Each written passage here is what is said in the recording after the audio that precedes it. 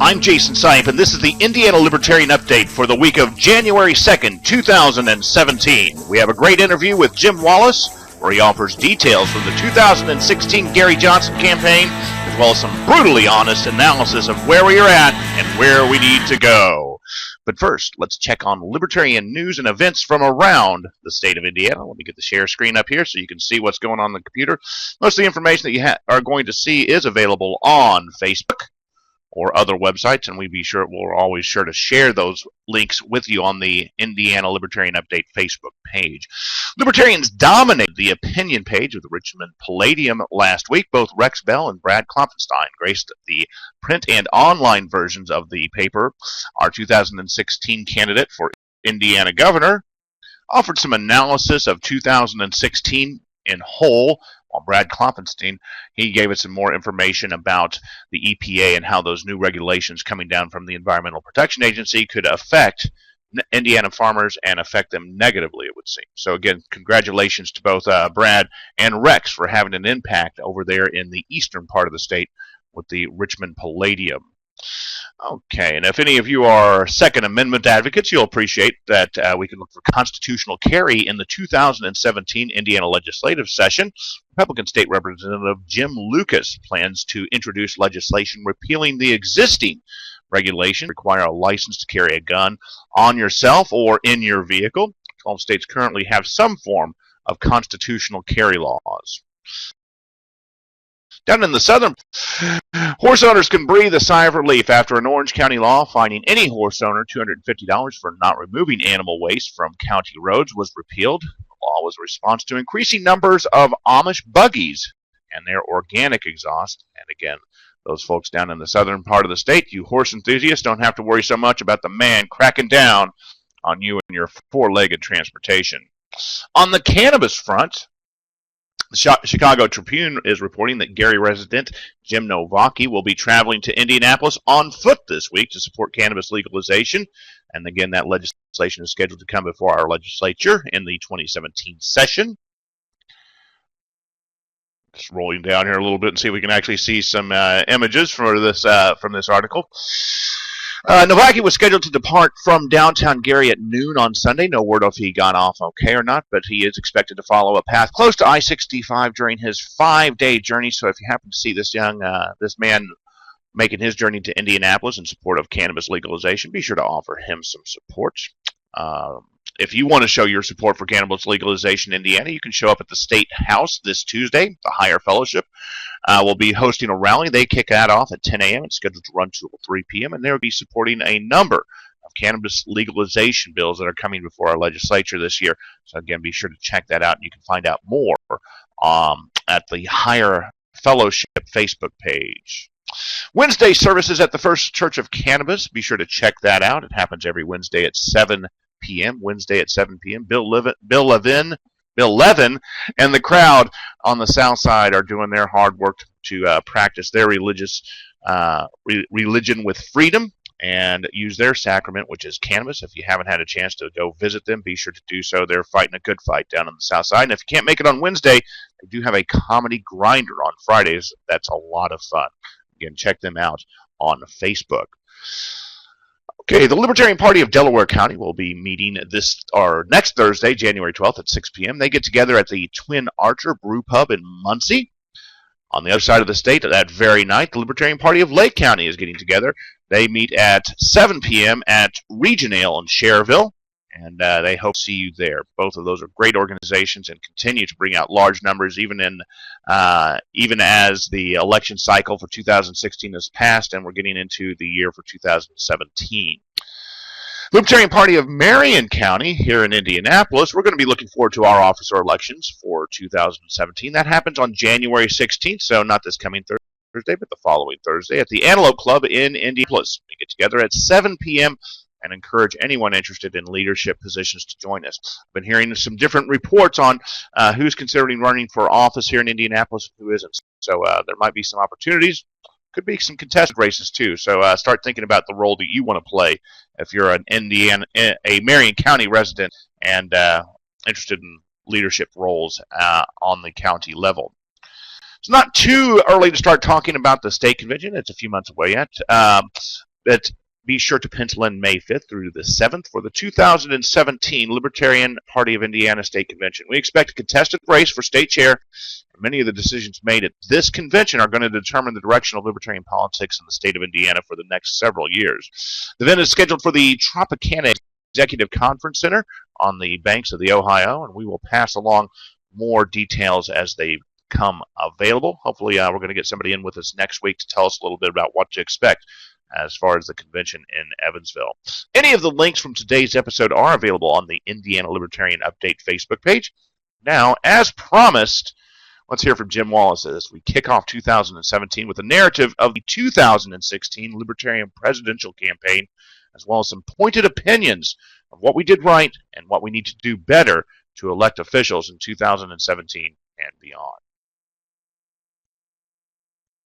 Very pleased to be joined today by Jim Wallace, the gentleman in the Adobe Connect virtual classroom with me today, or the virtual meeting room in the case of Indiana Libertarian Update.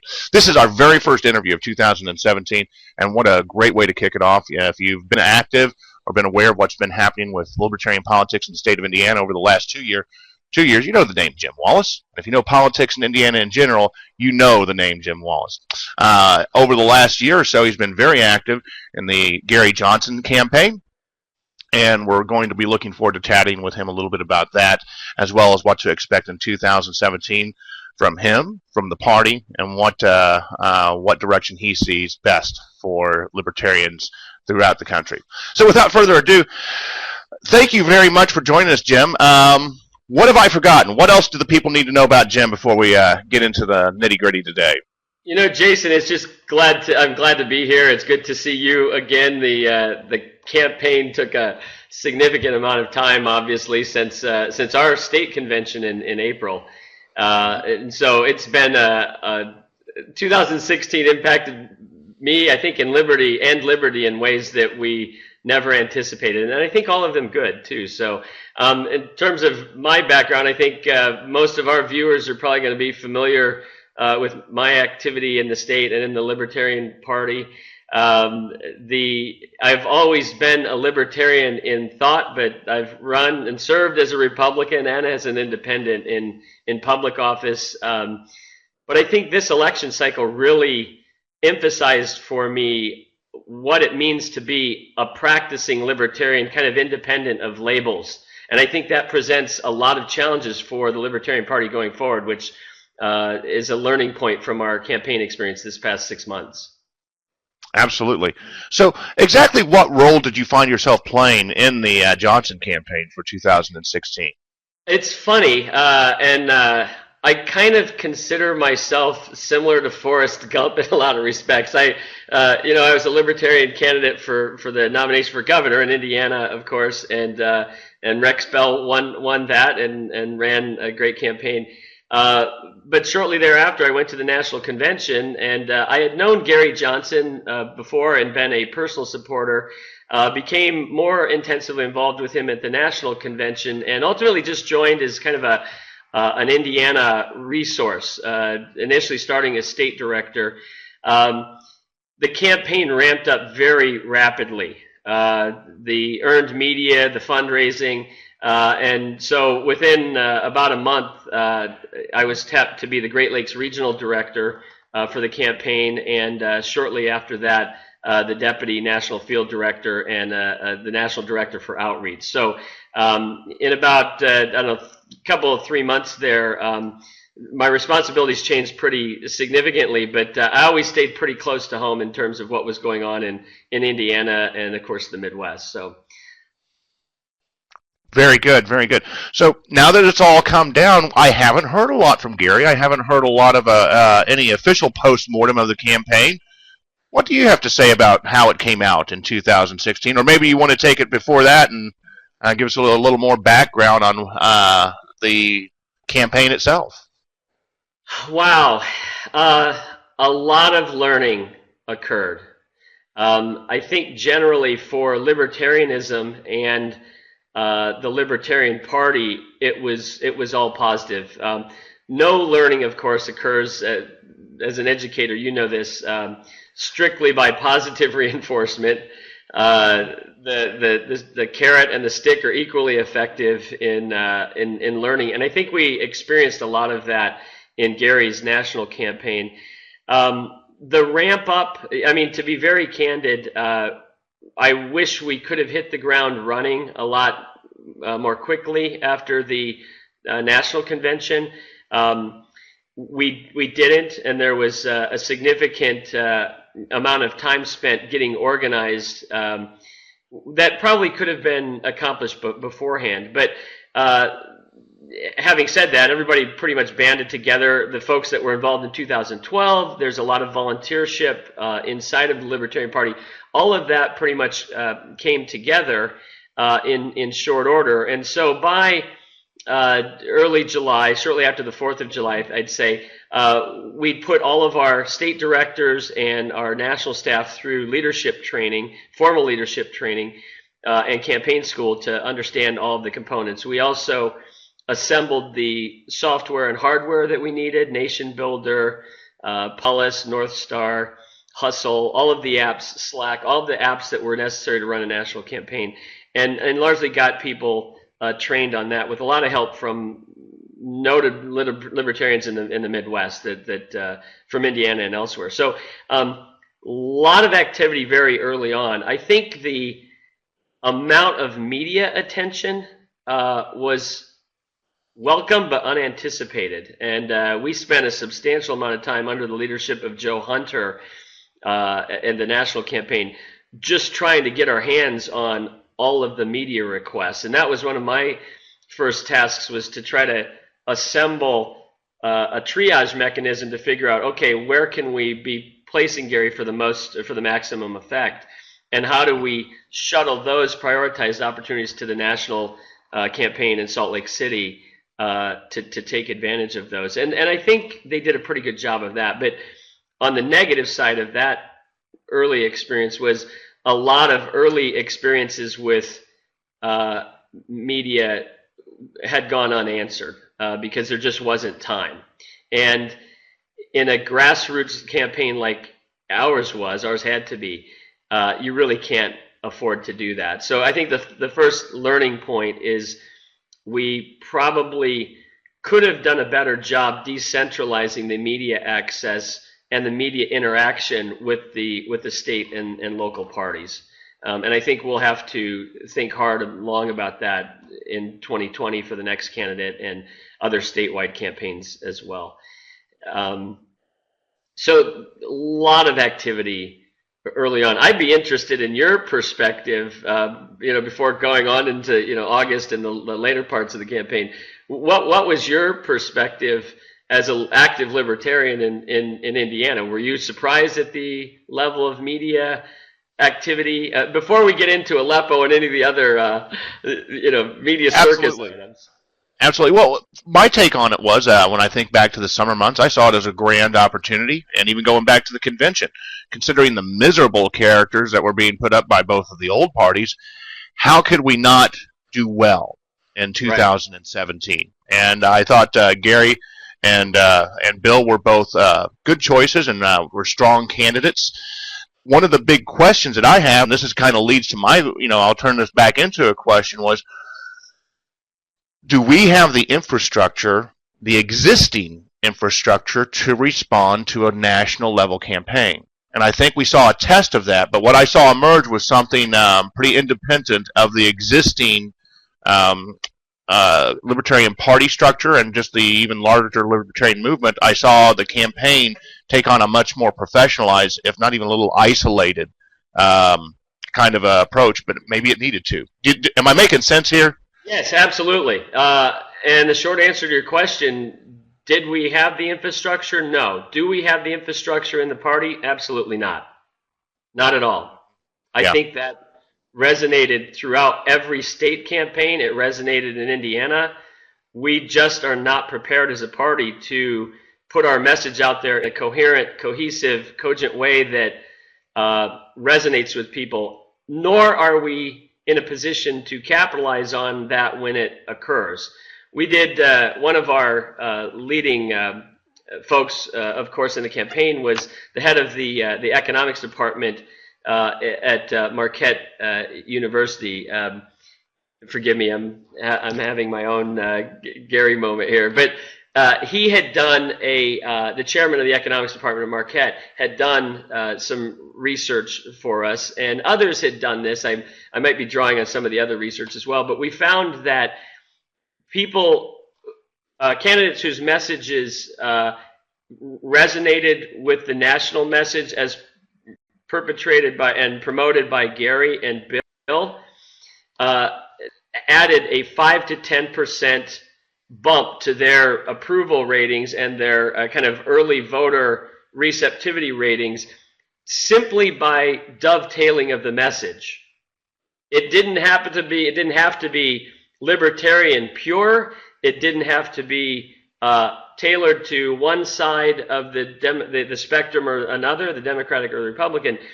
It just needed to be reinforced. And in situations where that occurred, we would see people polling, 8, 10, 20% alongside Gary in the different states. Those that didn't produce. And so as a party, we need to worry less about being precise and pure. This is my own personal perspective.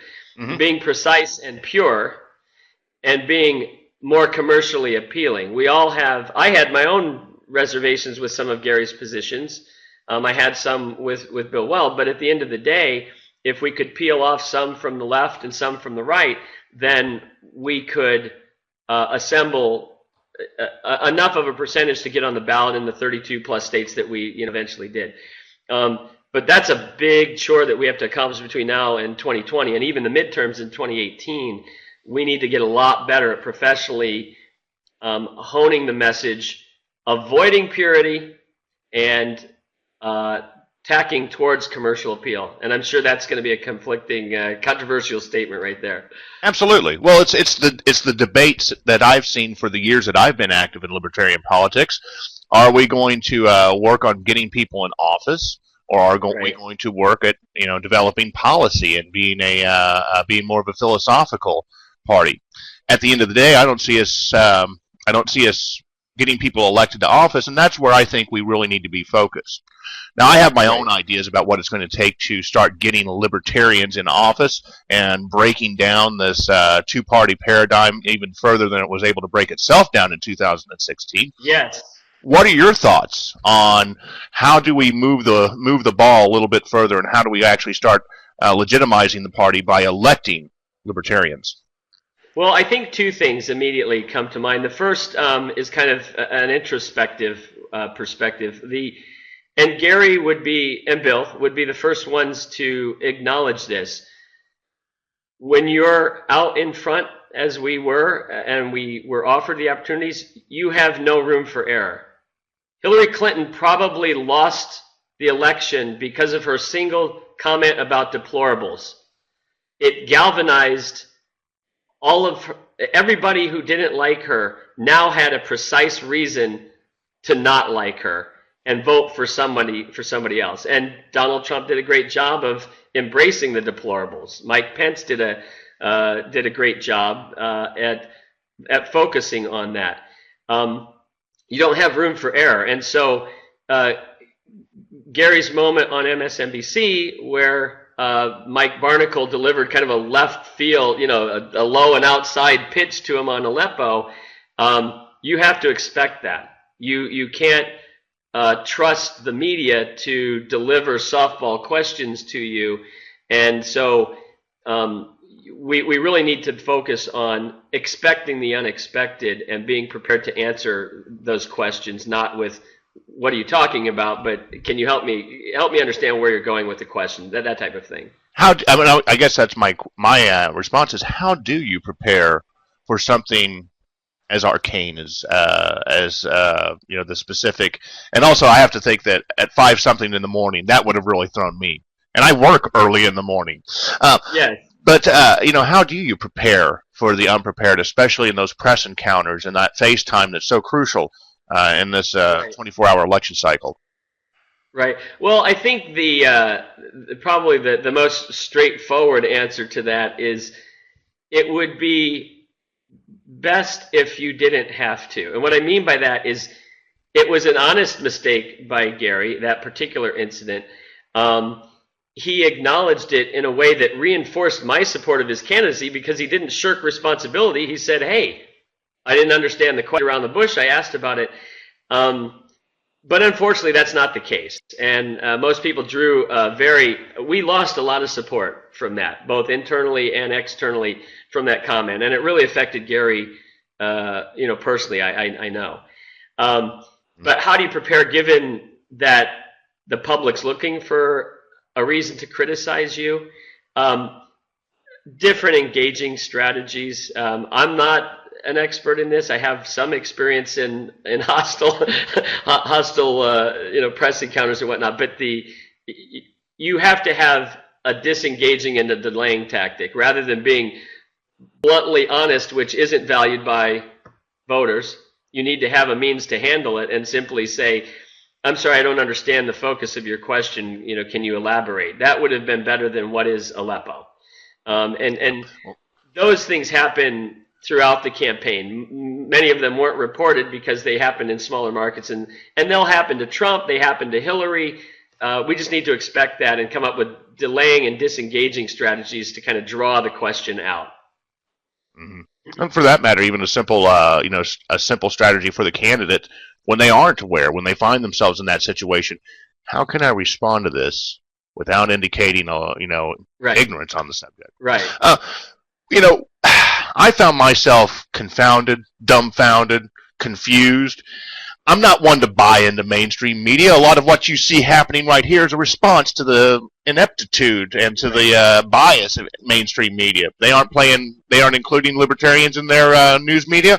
Let's create our own. Right. But where I'm going with this, Trump is our president-elect.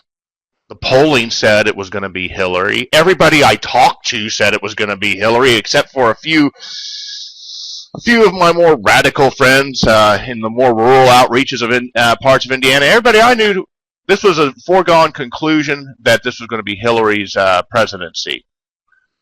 Looking at the aftermath, what did we learn from 2016 as far as the media, polling, and traditional data collection in elections? Yeah, no, that's a great question. That was actually my second point. The first introspective one was what we needed to do better. The second one has to do with that. We need to be more active as a party it's effectively the Trump strategy. If you think about it, he didn't treat the media as his channel of delivery. In fact, he treated the media as a whipping boy. And the odd thing about that is there's always going to be someone in the media who's going to love him criticizing Megyn Kelly. CNN and all the left-leaning organizations ate that up, and then when he took someone else to task, the other side of the aisle would eat that up. Libertarians don't play that game, and we need to. And so my pet peeve, where I started to get the most active in outreach with the press organizations, was on the biased polling leading up to the Commission on Presidential Debates decision. CNN was explicitly excluding under 35 voters from sampling.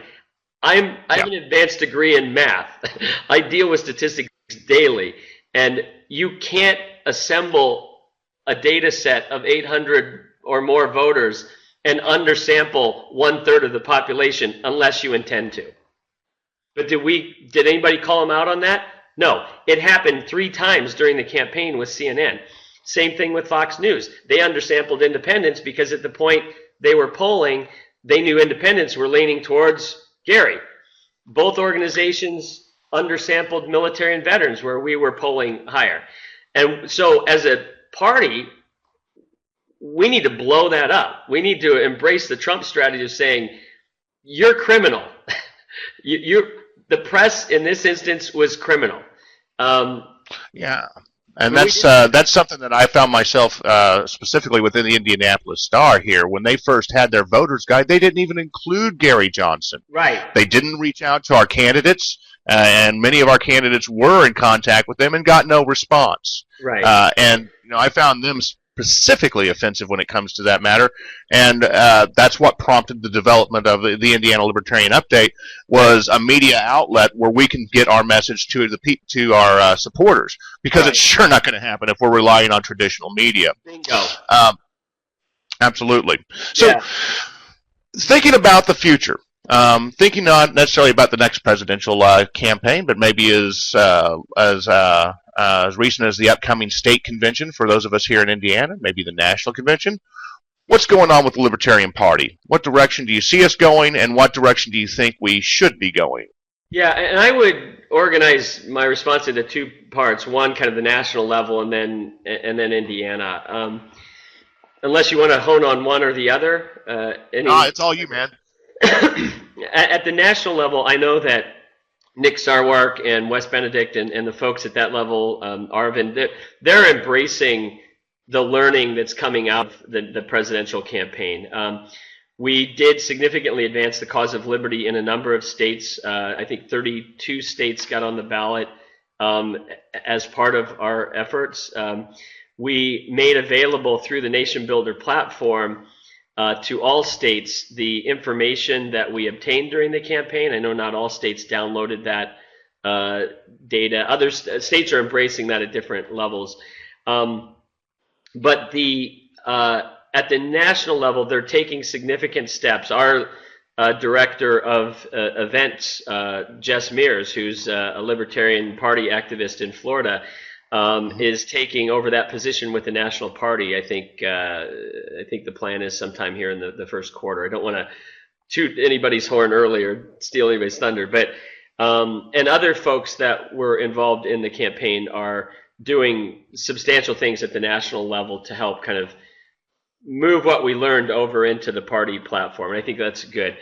At the state level, I think we developed a lot. Indiana was well regarded, highly well regarded within the campaign infrastructure. Angela Fisher, Ethan Owens, a number of people were integral to our national efforts. And Indiana was one of the leading states. I think we produced just under 5% polling for Gary. That didn't translate down ballot for different reasons. Lucy Brenton, I believe, exceeded that. I think Rex Bell was about half of that. And so we need to think long and hard about, that goes back to my early comment, do you want to be a purist or do you want to win? Lucy had some very controversial positions, but she ended up polling more in a race that was very heavily influenced by the establishment parties on both sides. Rex had two uninspiring candidates on either side of him, but didn't poll well. What's the learning point there? Be controversial. Don't be a purist. Be controversial in a way that pulls from both sides. And that's, I'm not sure what that translates into in action steps for us in 2018, other than we need to learn from that, because I would have predicted the opposite outcome. I would have predicted Rex to actually do better than Rupert and Brad did in 2012, and Lucy to do less well than she did. So that was a surprise. Do you think the health issues with Rex played a role in that? Yes, that was clearly unfortunate. I think my summation of that, though, and again, I offer this. I think let me back up and say, I don't see myself being a candidate again. I think I'm reasonably effective helping other candidates, but I served and ran as a Republican and didn't make the nominating process there. I served in name as a Libertarian, although not in label, and ran and wasn't selected there. So I think the message is pretty clear to me. I'm not a marketable candidate, but I'm going to remain involved in libertarian issues. And so this is what I think I offer as a nexus for conversation. Paper candidates never work. Don't run paper candidates. I don't know how many times we heard across the nation, why would I even look at your guy? You know, you have somebody who's not even campaigning, running for city council or something like that. That's one thing. The second is I'm a purist in my own issues, but I'll never convince you or convince others 100% to agree with me. So why try? And so I think at the state level, we really need to back away from this. I'm not going to change my position. I'm going to wait for people to come to me, because that ain't going to happen. And I don't get the sense that we're there yet as a party. And Indiana is probably, I remember Joe Haltman telling me this early on in the process last spring. Indiana is not a radical state. There are other states that are much more radical about their purity. But I think if you look at the results across the nation, those that adopted a more pragmatic central role, like Gary and Bill's message was, generally did better. So I think we need to learn from that, or we'll continue to see minimal success at the ballot. Well, just a question then. This kind of plays into what and this might be leading toward my own bias and kind of where I think we should be heading. Do you think that we have a better shot of getting on the ballot, or getting elected officials in office at the local level, perhaps the municipal level or county level, the state level, or the national level? And if we were going to really concentrate our efforts in one of those areas, where do you think we should be working? That's a great question. I think when you have a banner candidate at an up ballot level, like Gary and Bill, it pays, and I think the information that we saw from different research kind of conforms to that. It pays to hitch your trailer up to that tractor, because you get the benefit of messaging, you get the benefit of dollars spent that coincide with your issues, that type of thing. Where that doesn't exist, and I should say I think it's going to in 2020, Gary's not going to run. I don't see Bill Weld running. There's nobody in the Libertarian Party that's a compelling candidate for 2020. And I think the down ballot races are where we have to focus. Now, what does that mean?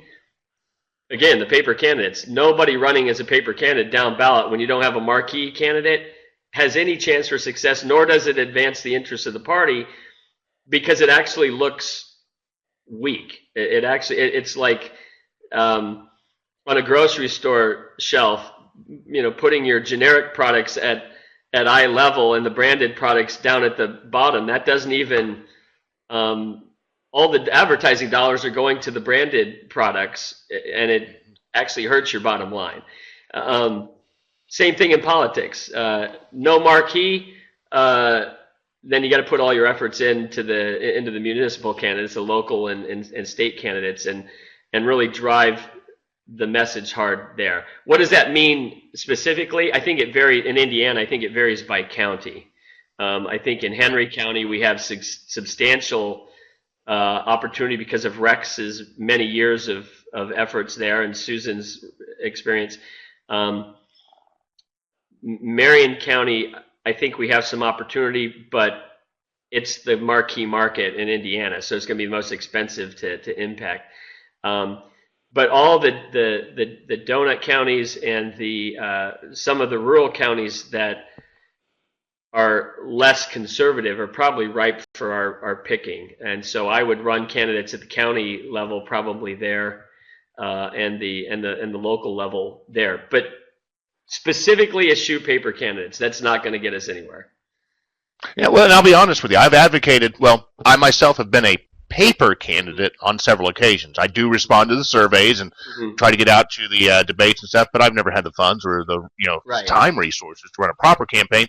But my thinking was that the mere option of having the Libertarian vote on there was important. But what I've really shifted to, and without tipping our hand too much on a specific strategy, the term is targeting. You need to pick an issue, an office, or even a geography and target it. Right. Dump everything you got in it, because I can tell you right now, even at the lowest, township advisory board position, I cannot win it by myself. Mm-hmm. None of us can win this by ourselves. But if the next election cycle, I go to a targeted issue or geography, an office, and I throw my efforts in there just by doing one task and maybe writing press releases Right. or coordinating volunteers, just doing one thing and focusing on that. I think that's what it's going to take to get on the board in Marion County, Right. and we desperately need to get an elected official in Marion County. Right. I agree with that. I agree with that. Targeting is what it's all about, and it varies. Like you said, it will vary by county based on the other candidates and their weakness and or strengths in those races. But just putting a full platform out there, my perspective on that, even at the national level, we had Darrell Perry still campaigning against Gary as late as September, October. We had Yes. And Darrell has some great positions, but it doesn't help the premise of the Libertarian Party when you have your own splinters splintering off. And that's, if we can get behind targeting as you've outlined, I think that's a real positive thing. If we continue to have backbiting, that's the one positive thing, I hate to say it, but the one positive thing about the Democrats and the Republicans, the Democrats, even though Hillary could be convicted as a felon, they've got behind her. As bombastic as Donald Trump was, the Republicans got behind him. We could learn from that. Yeah. Well, and I think it has to do with our natures as individualists. I think that has to do with our nature as being contentious. We like this. We like to go back and forth. And I think that at the end of the day, I'm all for a little rancor and I'm all for a little debate. But me personally, we have to get it together. And I have to look at the candidates out there and determine which candidate and which party is more likely to improve my liberty as opposed to challenge it, which is what I see from the old parties. So hear that, folks? You need to do a little better job of playing nice. And if you're going to have these little bickering matches, keep it behind closed doors. Have some dignity and some grace. Yes, I agree. I agree with that, and that's probably belies my background as a military veteran. I mean, at the end of the day, we want to win, and so you do what you have to do. I think we need to learn a little bit more about that. Jim, just a couple things before we wrap it up here. Now, you did say that specifically you have no interest in being a candidate again. Any ambitions within the party? You've definitely made a name for yourself as being in it for legitimate concerns of liberty. Do you see yourself in other leadership possibilities? I welcome those opportunities. I think if you think about what we've talked about here today, I'm not as controversial as Darrell Perry might be, but I hold some pretty experienced perspectives from my time with the party. I mean, essentially coming after 2012 when I ran against Pence as a Republican, and I don't think there's a lot of in Indiana a lot of embracing of that. I think there's still a lot of tendency to be insular and pure. I would welcome the opportunity to participate. I think the nature of my work responsibilities, I still travel a lot, would make it hard to take a true leadership role. The national campaign had me on the road substantially the last 6 months, so I can't afford to do that and still pay the bills. So as much as I'd like to, yeah. But then, as I mentioned at the outset, or maybe before our session here, I'm active in California, Massachusetts, Florida, a number of other states that are really embracing the opportunity to make change by learning from our lessons in this campaign cycle. So, and that's in not an official capacity. I'm not. I actually am a member of the Libertarian Party of California because I was supposed to go to the national convention with them. But I'm not looking for any particular role. I am looking to sponsor and get behind really strong candidates. They're going to put all of their efforts into it that have the health and the vitality to serve. Because I have my own disappointments, I think, with our campaign, with Gary's campaign in 2016. And I want to take all of that learning and help port that over to other folks so that they can recruit their own teams and say, yeah, let's get a media strategy in place. Let's push back when they diminish us or what have you. But I can serve a lot of ways without being a titled leader. Does that answer the question? Yeah, absolutely. And I'll tell you, as a person who's been consistently active for several years and has a history going back to the party for many years, I can assure you that that's what we need more of. Yeah. You don't need a title. You need to get out from behind the computer, get Right. on the phone, raise money, go talk to people, write letters, take action, and do something to move the cause of liberty forward. Sure. And I think that's going to be welcome. Yeah, I don't want to extend this too long, but one good example of that is we should be raising money right now in Indiana based on our success. Near the end of the Johnson campaign, we were still raising $10,000 a day off of just internet solicitation.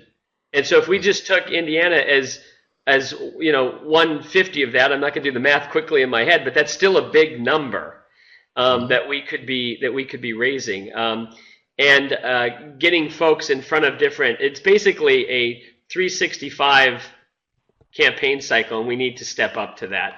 I think as libertarians, we despise government so much we only engage when we have to. But to be effective, we need to be out in front of the media 365 days a year between elections. Absolutely. Well, Jim, thanks so much for you. It's been a treat talking to you. I think you've given us some important information, and I think that you've given us a lot of things to consider. I know for myself, I've been taking a little bit of break.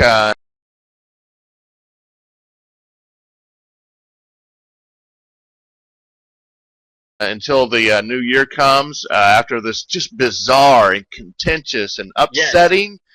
But at the same time, hey, we did better than doubling our numbers. We very nearly tripled them. When it comes to the presidential race, we saw a lot of good things come out of it. Now we just need to make sure that momentum continues. Jim, any parting thoughts before we wrap it up? No, I just want to thank all of the folks at the LPIN for the hard work that we all did in Indiana to make Indiana a success. I believe we ended up right under 5% there in Indiana. Gary, at the conclusion of the campaign, rattled off a handful of states that he felt really close to and felt really changed his opinion of the potential success for liberty. And Indiana was one of them. I think we ended up having Gary there 2 or 3 times during the campaign, and so. Even though we weren't successful at the ballot, as we might have been across the spectrum, we should bear that in mind, that we did make significant inroads, and that we're one of the leading organizations in the national infrastructure, and we should just continue harvesting that and reseeding for the next year. So my off to you, Sam Goldstein, Rex, Chris Spangle, all of the crew. We just need to continue pushing, and we'll be successful in 2018 and beyond. Absolutely. Well, Jim, thanks so much for joining us today.